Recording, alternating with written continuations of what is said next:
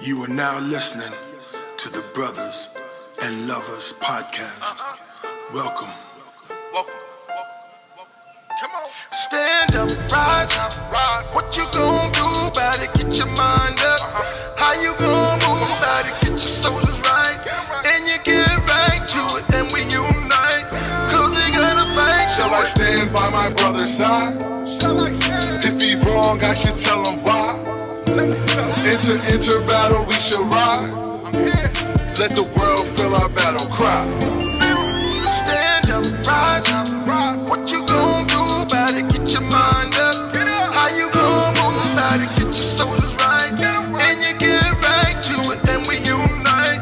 Cause we gotta fight. Stand up, rise up. What you gonna do about it? Get your mind up. How you gonna move about it? Get your shoulders right. And you get right to it, and we unite. Welcome, gentlemen. Welcome. I go by the name of City. I would like to welcome you to Brothers and Lovers Podcast, episode 11, where I ask my panel of brothers to bring their love for their children, our love for our families, and our love for our communities. Mix it with some passion, sprinkle some facts to the uncomfortable conversations. Before we go, we'd like to salute two brothers that can't be here right now with us. We salute Brother Damo, and we salute Brother Larry. I'm used to hard hit. But tonight on the panel, we got my brother Ron. Hey, what's going on, man? I'm laughing, man, because, you've done this numerous times and you've never missed a beat. But this is going to be a special show. Yes. Let the people know you got a treat in store for them, and that's why you're a little nervous. But anyway, it's good to be here tonight. I'm glad. It's always a blessing to be with the brothers talking about serious subjects like this. But I go by Ron Crosby. Please and blessings upon everyone. Yes. And I also got my brother Harvey. What's up? I'm so glad to be back in the mix, man. Yes. I miss y'all. Just working, brother. I've been working, so sometimes we got to, do what we got to do. But anyway, I'm Harvey Morris, and I'm glad to be in the number right now. That's all. Yeah. Welcome back. We miss you, baby. Yes, okay. Like we said earlier, today's going to be a special one. Today we have a special guest, a very special guest. I usually don't introduce men. I just call them and then they introduce themselves. I'm going to do a little different for this one just because this is a special guest, at least to me. This is the man I know could beat up Superman. That's my eyes only. That's what I can say, but hands down. Superman, he lost. Let's give a salute to my father. Go ahead. Hey, can you see me? How y'all doing? I'm here. Can you hear me? Yeah. Can you hear me? Okay, now you can hear me. Hey, how you doing? DeCarlo Sr. Introduce your age, how many kids you have, and what do you do? A little background. 59 years old. I have 4 sons. I'm a case manager dealing with counseling men on lifestyles. That's what I do for a living. I don't do substance abuse, and that's about it. Okay. All right, we're going to get into this topic. All right, this is going to be the continuation. This is going to be a different perspective, basically, from the last show. The last show, I broke down a lot of stuff when depression hit me. My father, he wasn't the issue, but his situation affected me. And we talk a lot about how other people's situation, your situation affects your children. So, and this is perfect. My father can talk about his point of view on what he thought about it. Basically, anybody can ask questions. This is how the table goes. Y'all all know how we do it. I'm gonna be the first one. For that, question: how did you feel when you heard the story after you seen the show? Last week's show, Okay, 2 weeks show. After I heard, seen the show, listened to it the second time, I realized that not everything that I have done first of all, let me say, I love my sons dearly. And everything that I thought I was doing correctly, because I was unfortunate, and I'm gonna use the word unfortunate, but I didn't have a playbook on how to raise kids. I didn't have the guidance that I could have used on how to raise kids. So I know I made a few mistakes. I know I was a bad guy many times, but the bottom line is I love my kids. I tried to show love to my kids, and I have done things with my kids. I have taken each one of my kids on an event, or we went somewhere, or we did something, whether I took them one-on-one or whether I took them two at a time, I have. So from the perspective of the last show, it let me know that, my actions had more of an effect on my kids than I realized. Anybody else want to jump in on? Because I don't want to hold this up. Let me speak a little bit, because some people may not have seen the show, and you so connected to it. It's hard for you to even speak on it, but just by way of background, we were talking about different mental health issues, and we've talked about substance abuse, and Offset, he got very personal, and he talked about his story. And one of the things that he talked about, different things that were going on in his life. And what he summarized, though, is what he was going through. It would have either A, it wouldn't have happened, or B, he would have gotten out of it sooner had his father been there. Now, for those who don't know, his father's been there all his life from the cradle. He raised that he's a junior. He's been there. I can say this because I'm a family relative, So look, I'm a lot younger than DeCarlo Senior, probably closer to DeCarlo Junior today. But I happen to so and I love them, and I love them as well. But what he was saying is, and he was very emotional, but he was basically the father that had been there all of the time, due to life circumstances, wasn't there in the way that he needed him to be there. And that's what he talked about. And so the Day Show is giving DeCarlo Sr. an opportunity to respond. Now, DeCarlo Sr. mentioned that he had 4 sons, and he was away from all of them at the same time, but they all dealt with it differently.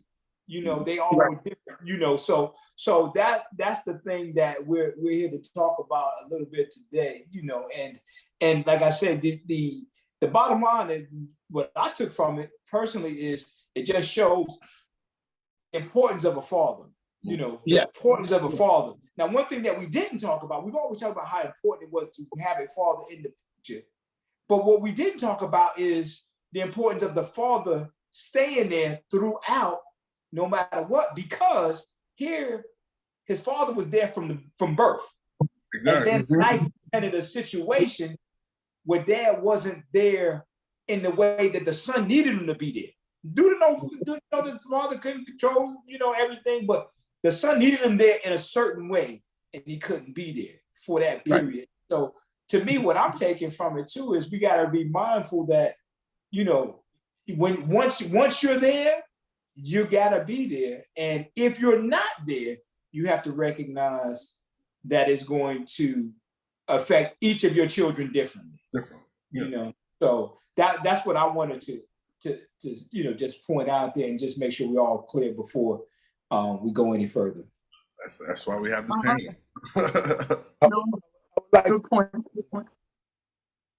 I would like to add something. Go on, brother. Well, okay. So it's interesting because I'm closer to your father's age than than I your age, and so well, D, you've had an experience with me where my son came in, right? Remember that? Yeah. And that was that in itself. Yeah, that was at the time we was talking about. We was going over stuff what I needed at the time, if you remember. Exactly.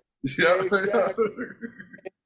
So I can identify with your dad because I was there for my son, but from his perspective, I wasn't. So he from my perspective, I was. From his perspective, he feels like I wasn't. And so here it is. He's a grown man now. I'm a grown man. So now it's like, where do we go from here? And this is why I'm glad that we're having this conversation today. Because at the end of the day, that's what it comes down to. It comes down to, okay, we can't change what happened in the past. However, we can talk about what happened in the past. We can address those things, what happened in the past, and we can now make informed decisions as to how we will proceed forward in the present. You know what I'm saying? And really, hopefully my son knows that I love him. You know, and I can see that your dad loves you, because he wouldn't even care, without a doubt. So I say that to, you know, to your dad, sir. I understand. I'm with you, and I support you in this conversation. I support both of you on this conversation. So that's where I'm going. I get it, but let me make understood. Like, now my father, I think like he says he wasn't the perfect father, but I tell him all the time, he was a father I needed. Like, he was great for what I needed. You know what I mean? Like, it was certain things I would want or look forward to looking to him his help or his guidance, and I get it. But I do think in general, he gave me everything I needed to succeed as a man and be successful in society, I guess you could say. And I do appreciate it. I do love him. I love my father to death. Like, I'm happy I am a junior. I say this all the time. Like, you know what I mean? Like, I did go through a phase when I didn't want to be a junior, but no, I'm happy that I'm a junior. You know what I mean? And even told him now, I'm even changing my last name, because technically my last name is not really my last name. And he knows that too. Like, that's on the strength of how much I do, because I do honor this man. This is who I come from. You know what I mean? Like, I went through a phase when, like I said, I didn't want to, but I realized he's part of me. I am a part of him, basically. Everything, like, it's just, you know what I mean? Like, if I how can I look at it? If I'm mad towards him, I have to be mad towards myself. You dig what I'm saying? Because he made me. You know what I mean? Like, he's a piece of me. So I have his traits just as well as I have my mother's traits. You know what I mean? But I need to, who I am, I lean towards a man, because I want to be a man. You know what I mean? So I lean towards that. Let me throw something out there. To DeCarlo Sr., having witnessed the video, because until you saw the video, you had no way of knowing how deep it was. What was going on. How deep? That's what I want to talk about, communication. Because from your perspective, I imagine you thinking, everything was, you didn't realize how deep it was. So as a father, how can our kids, if you talk to other kids out there, how do they talk to their parents and let them know what was going on? Because you have the benefit now of seeing a video for an event that happened years ago, but when it is in the mix, how does he tell his dad, hey, this is what I need? I mean, you know what I mean? How do we do that? How would you have needed to hear that? Well, actually, I have to agree that, I wasn't there. So we already covered that. We don't need to ride a dead horse. But what I think saying, what I believe you're saying is, if I was known back in the day that this was the issue, how would I have approached him, or how would I have wanted him to speak to me so that I could assist him the best I could? Right. Truthfully, there is no way to say how he should approach me, because as my son, he could approach me any way he wants. My sons have approached me with the anger. They have approached me with the love. They have approached me with the I don't care about you, kind of attitude. So I'd be accepted to it, and I can deal with it. But because I wasn't in the house, because I wasn't where he could reach out and grab me or pick up the phone and call me, because I didn't have that, because he didn't have that available, then that's where the problem came in at. Because I wasn't there to give him the guidance, the love, or the slap on the head that he may have needed as he was coming through. You see what I'm saying? So I regret some of the things that I did, but what I did is not a reflection on them. You see what I'm saying? Everything that I did, all things that I did, hopefully they could learn from it and don't make those same mistakes. And when I say something to them, they should understand, they should know I say it with love and I say it with experience. Been done that, made the mistake, don't want you to make the mistake. So the only thing I can say is, I wish he would have attempted to reach out to me in that form, but because I was away, he couldn't. So I can't hold him for it. And I can't say that I wanted to be there more. I wish I could have been, but it was at the time of his life where he was coming into him. And that's when I pulled pitch and wasn't there. You see what I'm saying? And it wasn't because I didn't love him or I didn't care about him and his brothers or nothing like that. It was because I made some mistakes that I have to deal with. And I never have said that the mistakes of the father is on the son. I never say that because my mistakes are my mistakes. My kids could grow better than me. As a matter of fact, I have said that, you know? Yeah. So it's hard to say, but I just wish he would have reached out to me in any way. Screaming, yelling, hollering, or say, hey, Dad, I need to talk to you. Whichever way he could have reached out to me, I wish he would have, because I didn't know how deep his pain was when I was gone. I didn't know. And not saying anything about anyone else, but I did get newspaper clippings and stuff about my sons that they were doing. They didn't call me or reach out to me, but I did know because, you know, I was part of the world. And as being part of the world, I was able to get things and see things and read things. So I knew, but I didn't think that, you know, his world was being crushed. Now, I'm not going to use the word crush. I'm just going to say, I didn't know his pain was so deep at the time because I just didn't know. And matter of fact, one of the things that I think about now, and it's factual, is that after I went through all my trials, tribulations, and got on my feet, you know, Carlo, my son did reach out to me. You know, I remember a time where you and your girl was going to buy a car and you reached out to me and you said, yo, Dad, we're going to get a car. What do we need to look for? What do we need to do? How do we need to work this process? And at that time, I was miles away from you. Yeah. You see what I'm saying? But you reached out to me, you asked for my opinion, and I gave you the best advice that I could at the time. Okay. So, I'm not trying to cut you. It's not the fact that you was a distance, because it's not the distance. The thing that really, really hurt me was that where you went, basically. Because the thing is how you raised us. Like, you always put in our head, like, hey, my men should never go here. My men should make sure they think, always be level. Like, you know what I mean? Like, certain things you always, growing up, you always said, hey, you part of this team. This is what you do. You know what I mean? So it's like, and then for what happened, it's like, oh, come on. Like, you know what I mean? Like, that's where the disconnect started, because it's like, hold on. Like, that's when I noticed, I could say, put it like this. That's when I look at it like, I came off, you beat Superman. That's when I noticed Superman was Clark Kent. When you went to jail, that was, oh, snap. Superman, he's Clark Kent.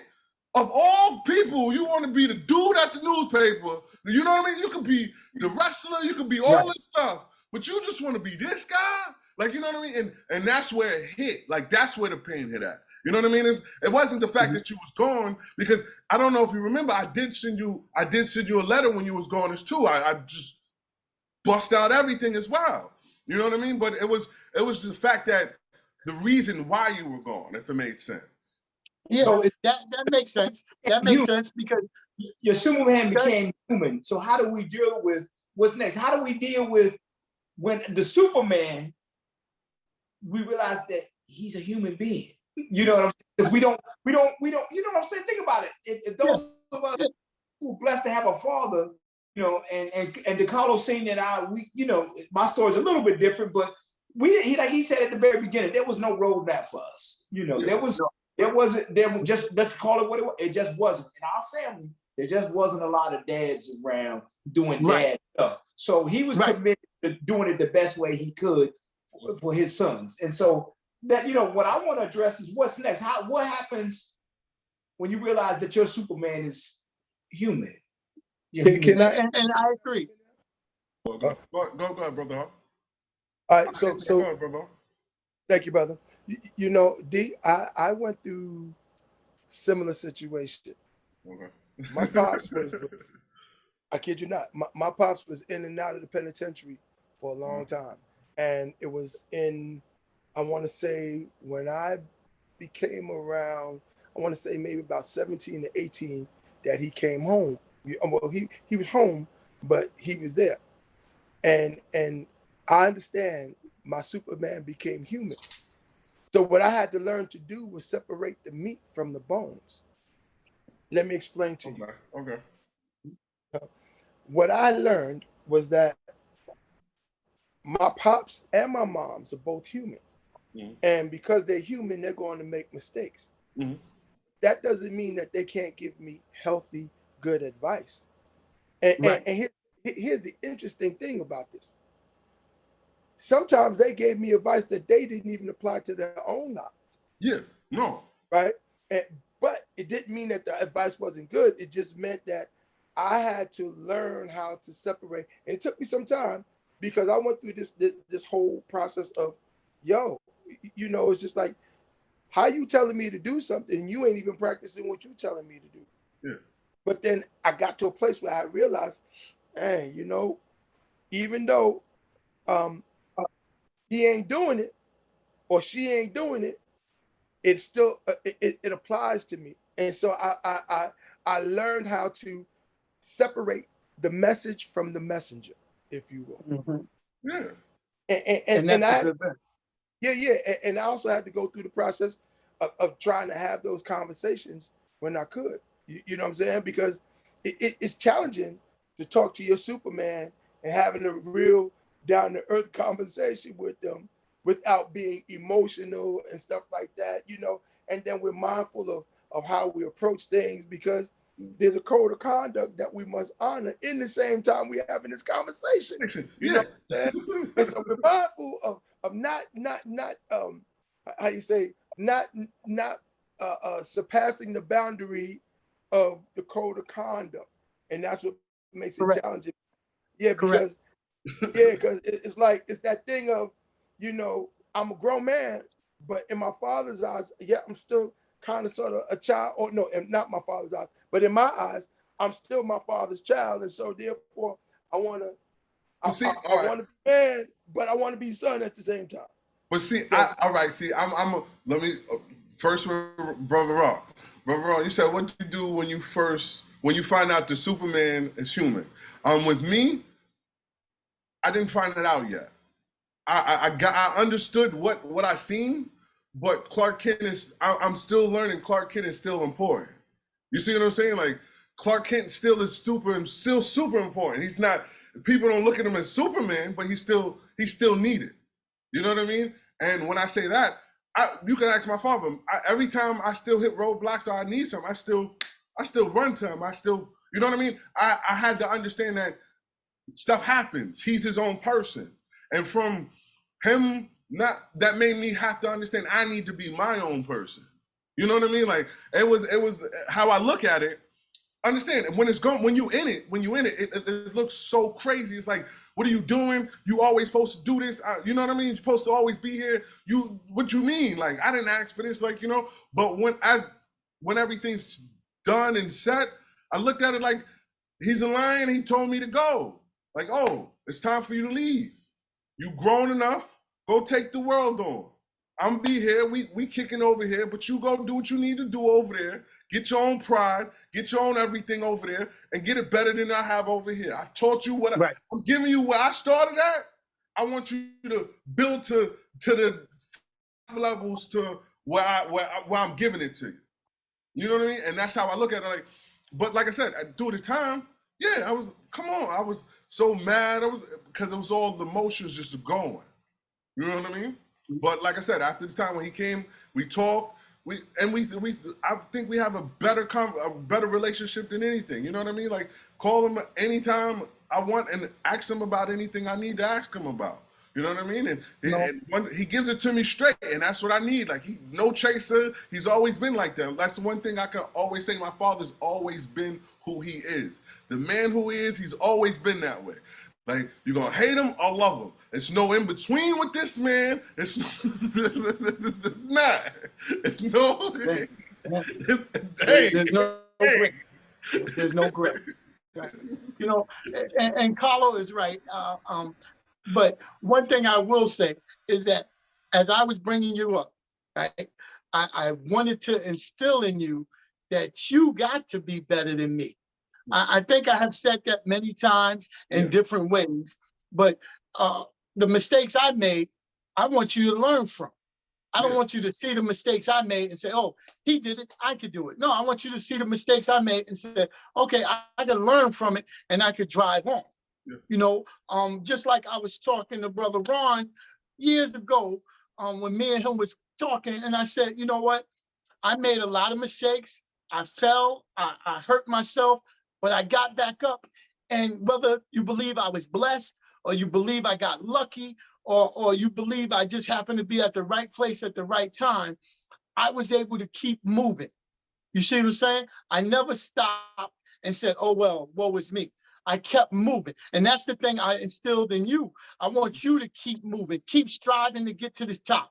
You hit a road bump, you hit it, you fall, you shake yourself off, you get up and you keep moving. You know, when you was younger, you had an issue with me, and I'm gonna bring this up now, just so we can clear it up.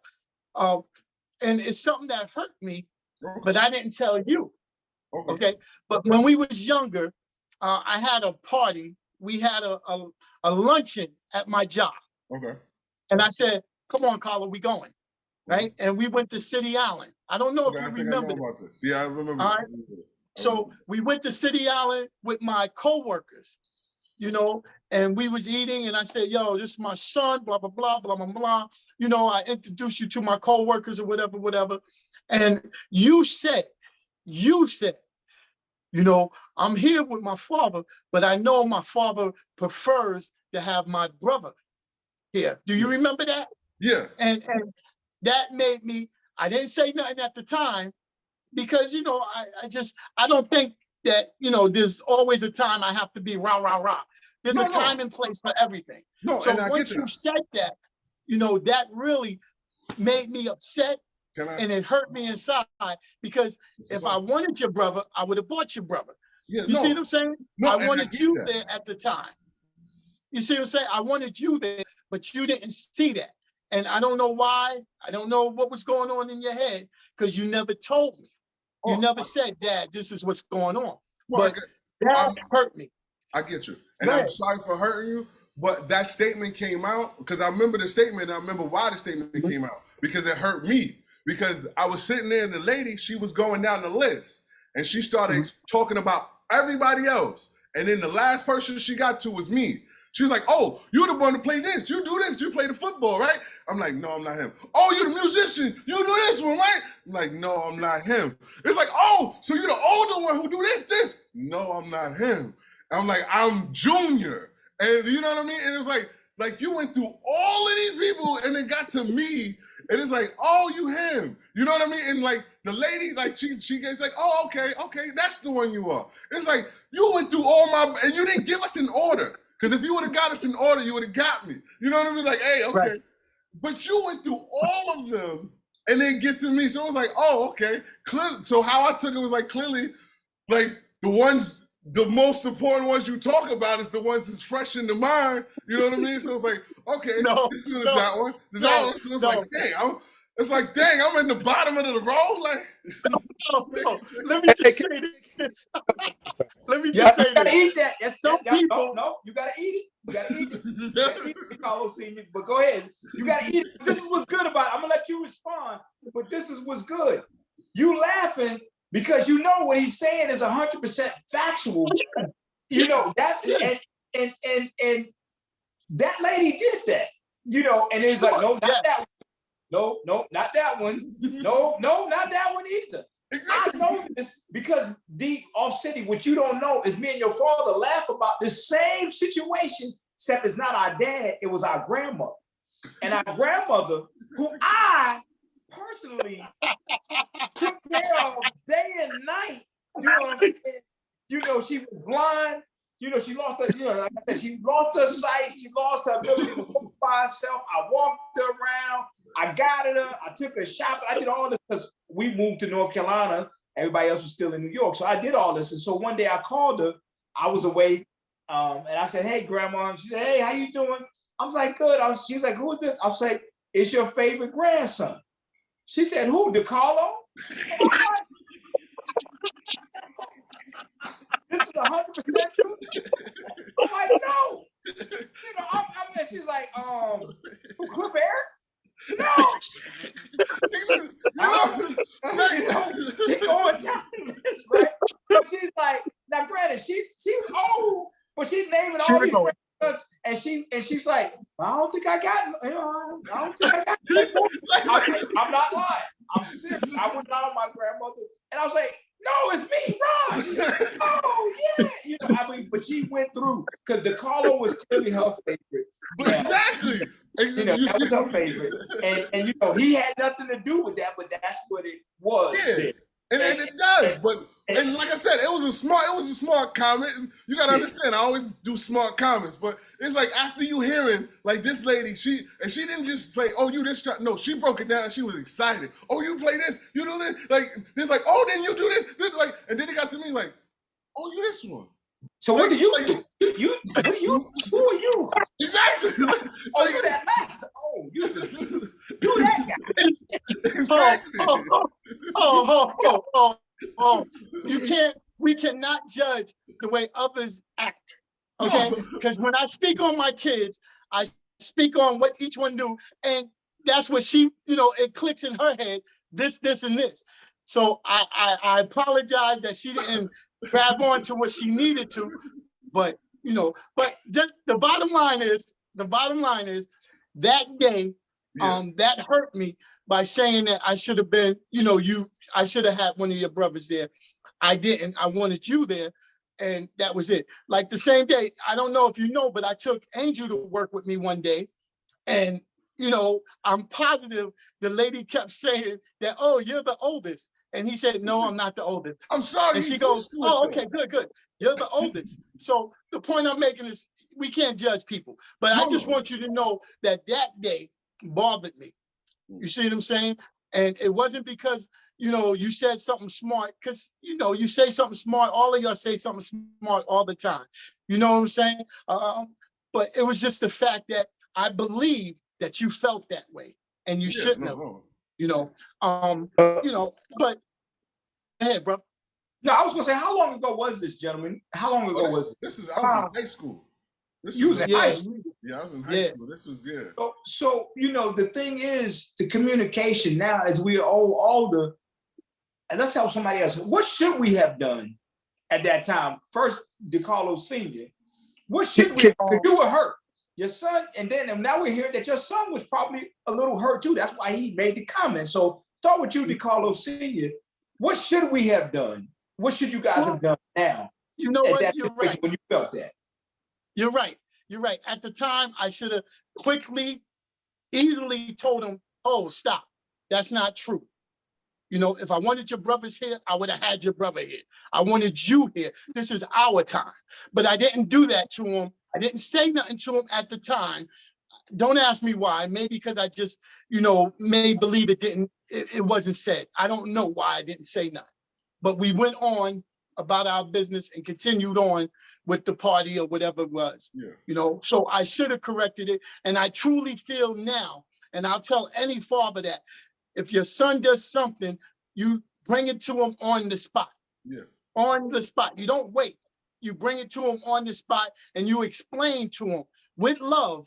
Even if you raise your voice, you're still explaining it with love that this is what the deal is, and you might misunderstand it.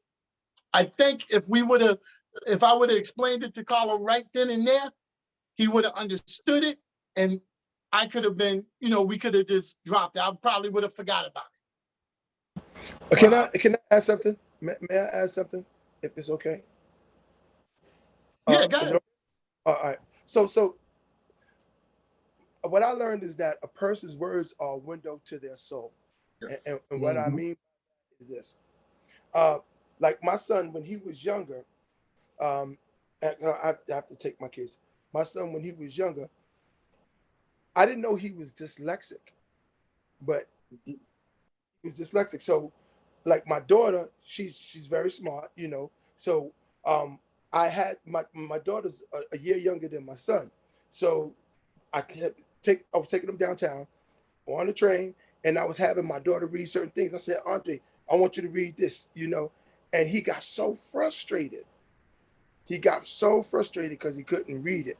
And at that moment, I realized that I could either come at him in the way like, yo, you know what? You better get it together, this, that, the other, or handled it with you know, trying to understand his frustration, you know, and so I'm saying that to say that, you know, at the time when D Jr. was speaking, you know, he spoke, but he was speaking from a place of hurt. And sometimes as parents, we don't see and understand that when they're speaking from a place of hurt, rather than reacting, we must be proactive in hearing, not just hearing their words, but understanding the emotions behind the words, which allows us to approach things differently. And as men, because we are men, we're taught to be rah-rah and strong, and yo, you know, when you corrected something, we're being so hard, not so hard, but we're being hard in times. That's when you know, it's like that's when the man thing kind of goes off, and we have to learn to be sensitive in the response. Now, the reason why I say that is because D was there. My son came in. We were at a men's ministry, and my son came in, and he's a grown man. He came in like a bull. He was ready to fight. Am I wrong, D? Nah, you're right. He came in there hot. He came in there hot, real hot. Yeah, he came. He had a chip. Everything he was ready. Just every little thing he was ready to bounce. Anything you, I love you. He was hot. He was hot. And in that, it was I had to make a choice, because here's the thing. At the time, I was sitting there counseling with D and his girl, and so it's like, here's the interesting thing. If you can't handle your own kid, how you gonna come and talk to me? So here it is. I dilemma. Well, even if there wasn't there, I would still handle it the same way. But I was in a dilemma, so I had to diffuse the situation, not just hear my son's words, but understand the nature of his words. He was coming from a hurt place, and he was coming from a place of, you know, Dad, you was never there for me. Dad, just that, and the other. Even though he's a grown man, and I could say, well, yo, you grown, this, that, and the other. But I approached it from a place of, you know what? I'm sorry that, you know, you feel that I wasn't there for you. I'm sorry that, you know, you felt like, you know, I was, I abandoned you. But here it is. Today, you're a man, and I'm a man, and we could talk about these things. And I understand that you may say, you may feel like you know you hurting me, but in actuality, you're helping me because we're able to have this conversation. At the end of the day, we did have a long extended conversation, but he was able to leave there. We were all able to leave there in peace and in love. Yeah. And that's all I'm saying. It. That's a good thing. Yeah. That's a good thing. All right, before we continue, let's just see if we have anybody that want to talk. Anybody in the audience want to add a 2 cents into this? Raise your hand. We see any hands go up. Joseph, go ahead. Hey, what's up, everybody? I hope y'all can see me. Hope y'all can hear me. So, City, hey, Senior, it's good seeing you. So, you know, now that I'm a parent and trying to do the best that I can, you know, that conversation that y'all having is reminding me of some of the things that I'm trying to correct that my parents did when bringing me up. Communication is a big one, but sometimes not assuming that because my kid is behaving a certain way, that they also are okay.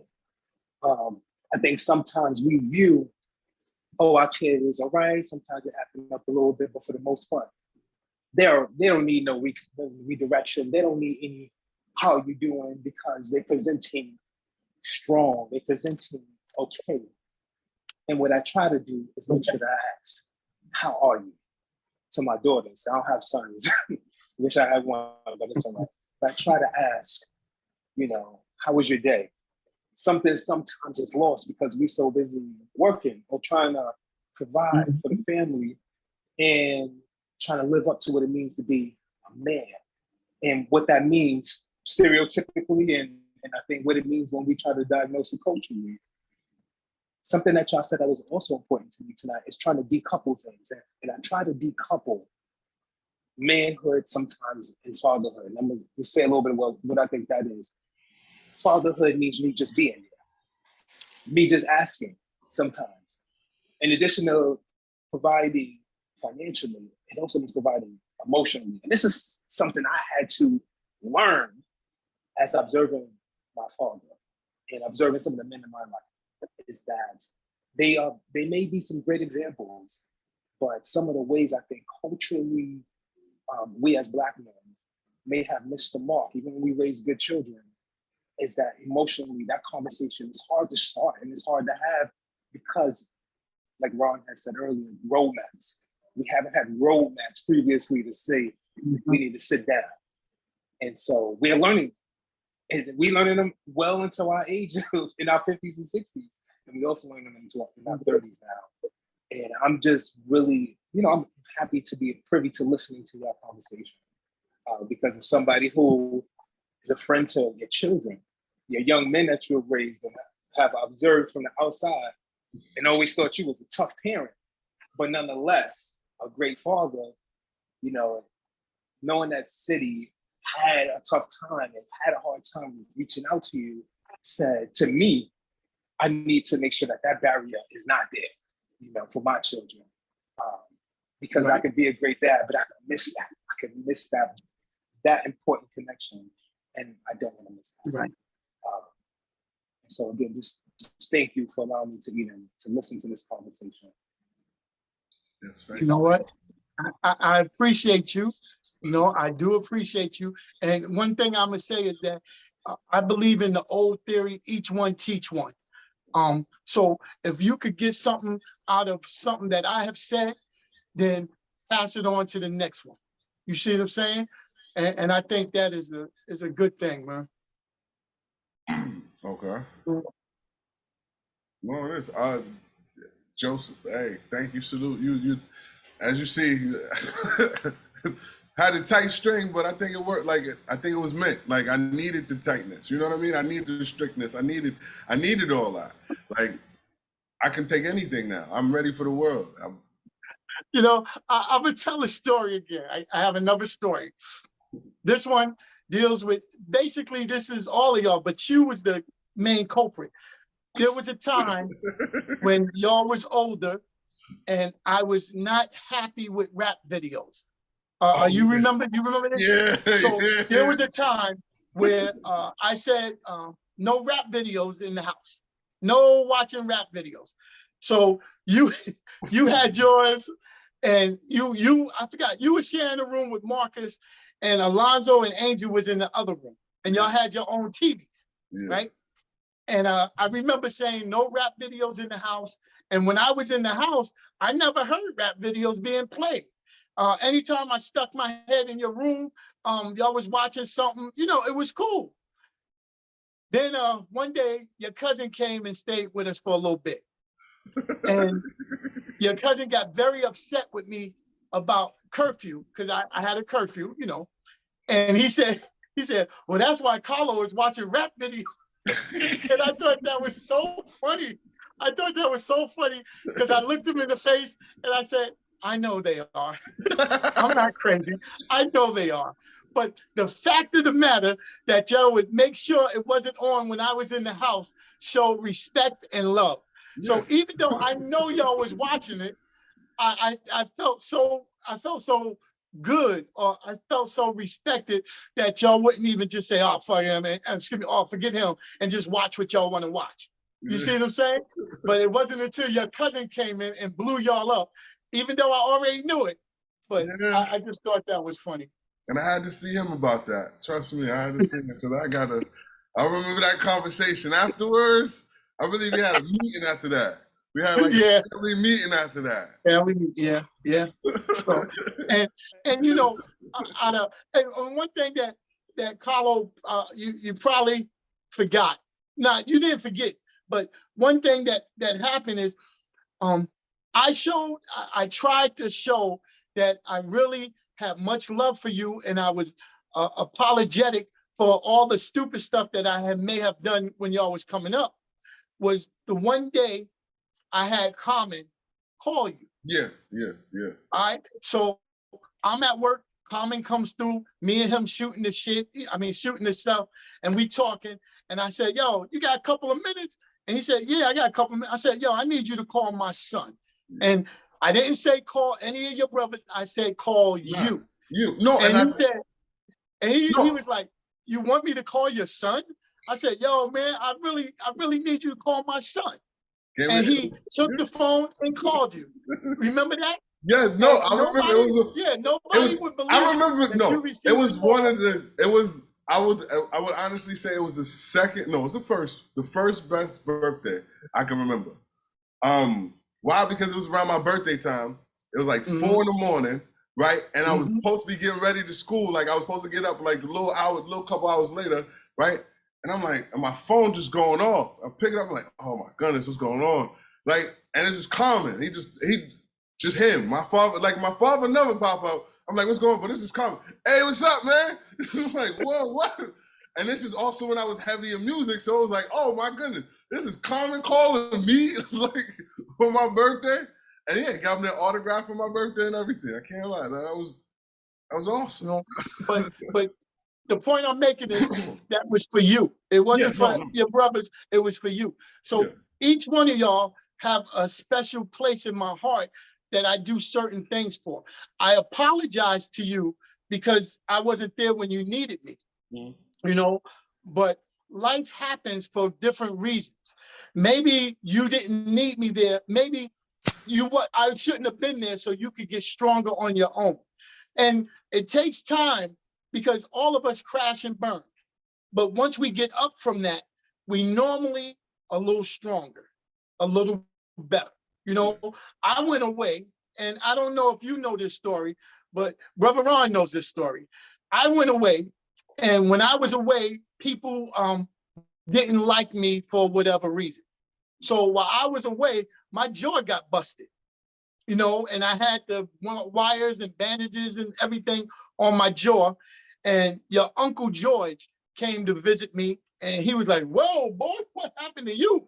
And I was explaining, you know what, got into a little difficulty, and I didn't realize my hand skills wasn't as good as I thought they were. But I learned from that. And never again would anybody jump on me. You see what I'm saying? Because every time we need something to learn from, sometimes we have to fall so that we could grow, get up, and we could get stronger. And I hate that I wasn't there for you, but I believe today you're a stronger person. I believe today you're a more focused person. I believe today you could deal with a lot of things that other people may not be able to deal with. And at the same time, all this toughness and being a man, but at the same time, you have the compassion, the gentle cycle, and the love to be a well-rounded person. Not just a tough man, but a well-rounded person. I believe that you have that special, you know. I hate that you had to go through what you went through, but if I was there, I'm positive it would have been different, a different outcome, because I would have been able to guide you through it and help you through it. But you know, life is what it is. Exactly. You know. And I do agree with you, and like Brother Ron said last show, I do feel if you was there, it would have been different. Like I don't think I would have went through as long. I even would have went through it. I do believe that. Because at least when you were there, every time I needed something, I was going through something, you always helped me. I remember this one time, we get into stories, but this one time, I was about to get, no, it's a crazy story. It goes with everything. I was about to get jumped. I don't know if you remember this. I was about to get jumped. The dudes, how they set it up so I could slide out and get in the elevator, go upstairs. And I go upstairs and I'm like, hold on, this is my projects though. I can't let this go down. Like, I got to make sure I don't need to, if I'm gonna fight somebody, I'm gonna fight somebody, you know? So I'm calling my people up. I'm calling all my team. I'm like, yo, I just need y'all to be there. Bro, I just want y'all to be, I'm fighting somebody. I don't care. I just don't want to get jumped. That's it, right? Right. And I remember in the middle of doing all this, right? And I'm getting everybody riled up, everybody come. It's like, you come upstairs and you're like, yo, what's going on? Like, you see me riling, just, oh, yeah, I'm about to do it. All right, when you get here, come on, let me know that I'm gonna come down, right? And you rise like, what happened? I'm like, nah, some dudes downstairs, they trying to jump me, da-da-da, all this, all that. He's like, what? Let's go. Just like that. What? Let's go. Yep. He took me downstairs. He took me down. He's like, where the guy? Where the kid at? Where you at? He's like, they right there. He's like, my son want to fight you. You, nobody else jumping in. And I'm talking about just him being there. Because understand, I wasn't new to these projects, but I was getting more fame in these projects because my music. Everybody loved my music and my group. Like, they loved us. So, you know, and that's what the issue was with the kid. So I'm like, if I'm fighting him, I already seen his friend who's trying to jump me. I'm not stupid. I'm paying attention. You know what I mean? So it's like, and then just my father being there, everybody backed away, let us have a fair fight and all that. Like, you know what I mean? Yep. That's all I asked. I remember like, that. I remember that. I remember that day. And I remember saying, Carlo, he's a smoker. He's a smoker. Give him a kidney punch. Aim for his kidney. He's a smoker. I remember that. And I remember the guys watching from a distance, but since I was standing there, they didn't move. They was like, okay. Yeah, they did not move. I'm just talking about, it was probably like a good 10 of them. And not one of them moved. They all was standing like, and it was just me and you. Yeah. We do not condone violence. I do not condone violence. No violence. No violence. No violence. No violence. I just, hey, Brother D, I just want to say something to Joseph, if that's okay. Oh, go on, go. It's Joseph. Go. Yeah. So Brother Joseph, back on. Up. Answer that. No, I'm saying Joseph, come back up. Hey, Brother Hall. I'm here. Hey, brother. Hey, there you go. Hey, brother, listen, I just want to say to you that, you know, to be there for your kids, man, is to allow yourself to be vulnerable. You know what I'm saying? Yes. A lot of us as men, you know, we don't allow ourselves to be vulnerable. We want to not play the role, but, you know, we think we got to be tough and strong all the time. And one of the things that I found important and very important is to allow ourselves to be approachable for our daughters and for our sons. Just allow ourselves to be approachable. And that means, you know, understanding who they are. You know, it's not a one size fits all. You know, each child has their own unique approach and insight and understanding. And, you know, as parents, you know, as fathers, we have to nurture our children and allow them to be them. But in the same sense, you know, we guide them. And the only way we become approachable is by allowing them to talk with us and us not looking shocked. You know, because sometimes our kids say some stuff that's going to shock us. And the last thing they need to see is, what? You know what I'm saying? Sometimes you just got to have that stone face. Yeah, baby, I understand. You know, so how we go from here? You know what I'm saying? And that's all I'm saying, brother. That's all I'm saying. On that, I use. He's right. Thank you. He's right. He's right. All right, guys, let's go around and everybody get a little final. Okay, hold on, Cash. Joseph, you want to say something? You want to talk after that, or? No, I just want to say, thank you for the words. Okay. Any person who does not consider the words of those who come before you is a fool.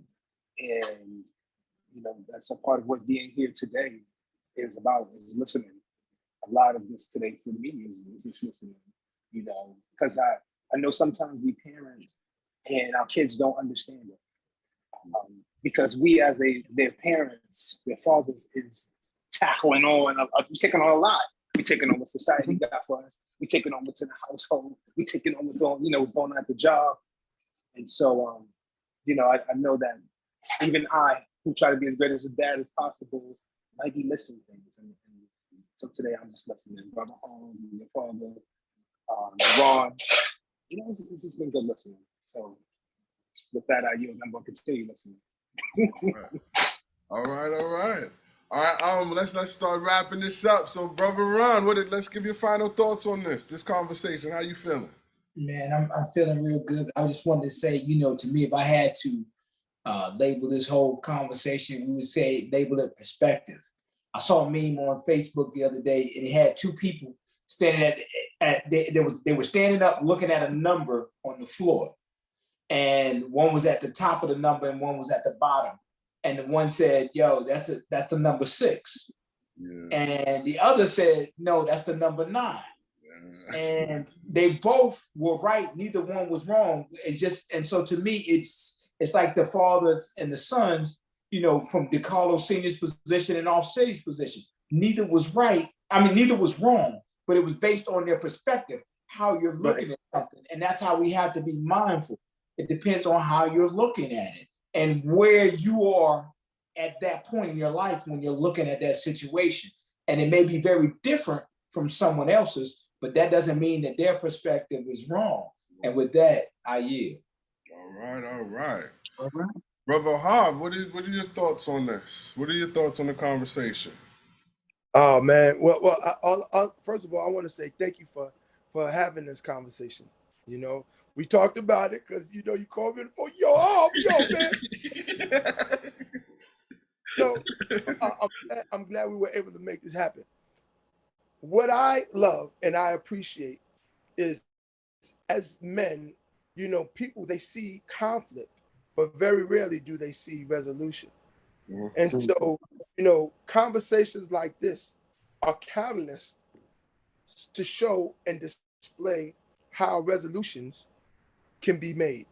You know what I'm saying? We have to learn how to resolve things, in a loving, nurturing way. And this approach is universal for all our brothers. You know what I'm saying? Because it ain't about ego. It's about the love and about the care and the willingness to want to find a resolve.